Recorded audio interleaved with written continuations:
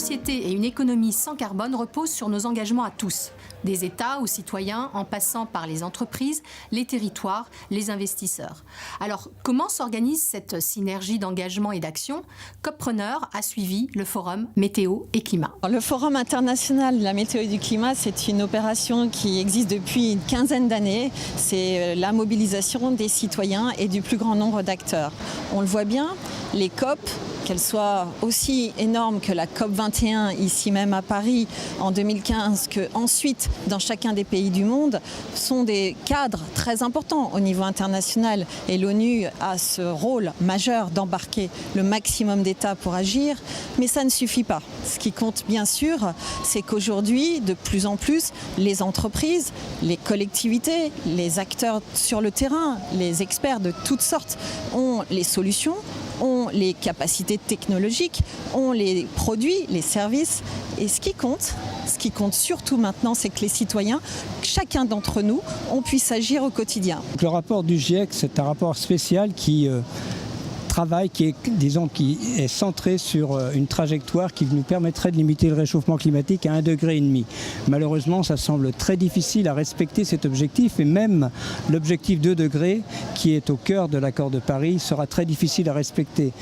Nous sommes actuellement, malheureusement, je dirais, sur des trajectoires qui, à la fin du siècle, nous emmèneraient au mieux vers 3,5 degrés de réchauffement, ce qui est extrêmement important. La façon dont on se déplace, la façon dont on se comporte chez soi, le domestique, la façon, disons, on se chauffe, on utilise des appareils électriques, électroménagers, et puis la façon dont on s'alimente représente plus de 60% des émissions de gaz à effet de serre ou de l'augmentation de l'effet de serre en France.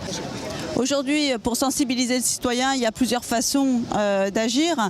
Il y a des grandes campagnes de mobilisation. Par exemple, à l'ADEME, on a des campagnes de mobilisation sur la rénovation énergétique, sur la prévention des déchets. J'allais dire, c'est un outil qui nous permet d'interpeller le citoyen. Sur les sujets qui intéressent particulièrement les gens aujourd'hui, on a deux thématiques qui émergent pas mal. Bon, c'est d'abord la question de l'alimentation, c'est évident. C'est un enjeu de santé publique majeur, mais aussi on a un enjeu au niveau de la mode. La mode, elle émet 1,2 milliard de tonnes de gaz à effet de serre et elle représente 4% de l'eau disponible, donc de l'eau potable disponible. On vient de sortir un guide très intéressant qui s'appelle Le revers de mon look et qu'on trouve notamment sur notre site à destination des jeunes qui s'appelle Mtater, www.mtater.fr et qui vous explique quels sont les impacts environnementaux de nos vêtements et qui vous donne tout un tas de bons conseils pour pouvoir changer vos pratiques tout en gardant un super look. Alors, le rôle que peut jouer la grande distribution et le groupe Carrefour dans le changement climatique, c'est un rôle de transition alimentaire. Nous pouvons être l'acteur qui va accompagner le consommateur dans cette transition. On sent déjà des effets. Cette transition vers des produits plus sains, des produits accessibles pour tous. Nous, on a des produits qu'on appelle les filières qualité.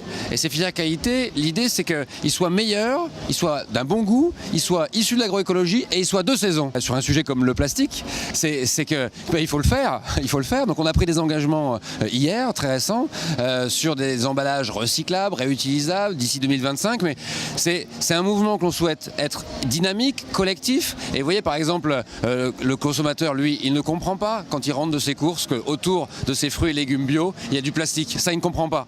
Et donc à nous de trouver toutes les solutions, même si logistiquement c'est difficile, même si en termes de sécurité alimentaire, de qualité, etc. c'est difficile, c'est à nous de trouver les solutions pour que le consommateur comprenne bien ce que l'on veut lui proposer. Un des points majeurs pour permettre ce changement et le changement aussi pour chacun des citoyens, chacun des consommateurs, puisqu'il y a souvent acte d'achat d'un nouveau produit, d'un nouveau service.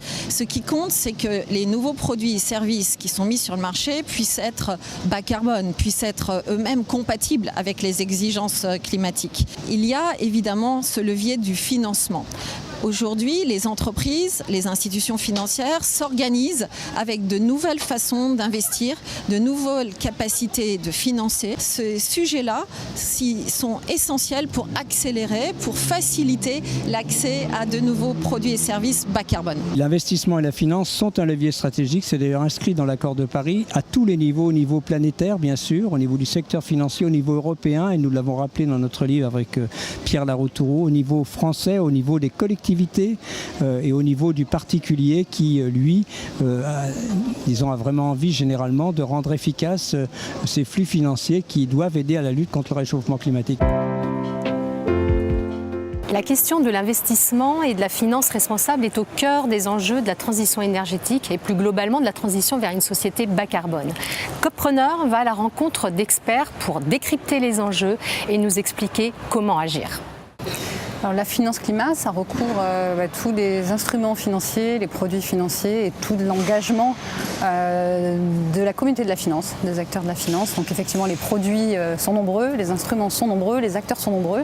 On part de l'investissement à des prêts bancaires, à ce qu'on appelle les obligations vertes. Désormais, voilà, tous les instruments et toute la finance est actuellement en train de se verdir pour répondre aux enjeux du changement climatique, c'est-à-dire considérer le climat comme un facteur clé d'arbitrage dans les investissements à réaliser ou les prêts ou autres types de soutien financier pour l'accélération de cette transition écologique et énergétique. Les entreprises s'engagent et s'organisent. Elles définissent de plus en plus des stratégies. On parle aujourd'hui de stratégie 2 degrés.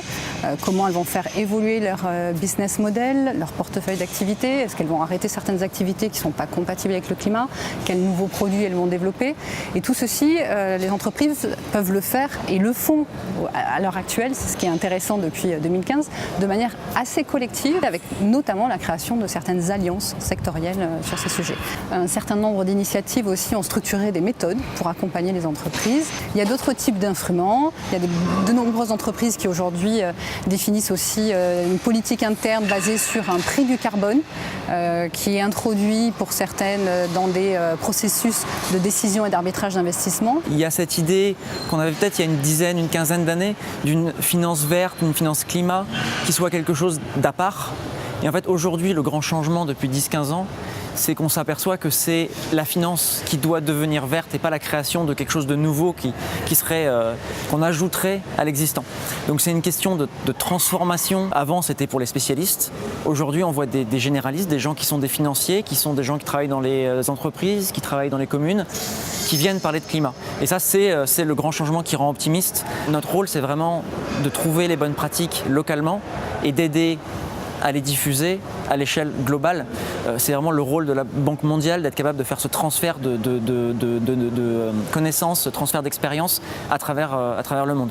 Notre portefeuille sur les actions climat grossit, on est à plus de 28% en 2020 d'actions climat dans notre portefeuille, ce qui était l'engagement qu'on avait pris à Paris. On a des gens qui sont à la recherche de financement, ça va être les communes, les gouvernements, les entreprises, et on a des financeurs.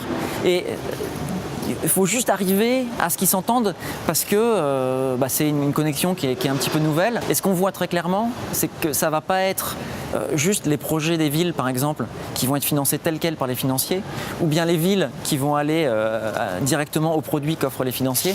Il y a un travail de co-conception de ces solutions-là.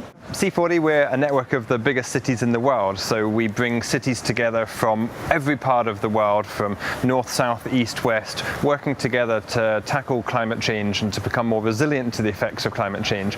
And the reason why we've been set up is because big cities have a really major impact on global carbon emissions. They're huge emitters in their own right, but also they have a big opportunity to catalyse action in cities right across the countries that they operate in.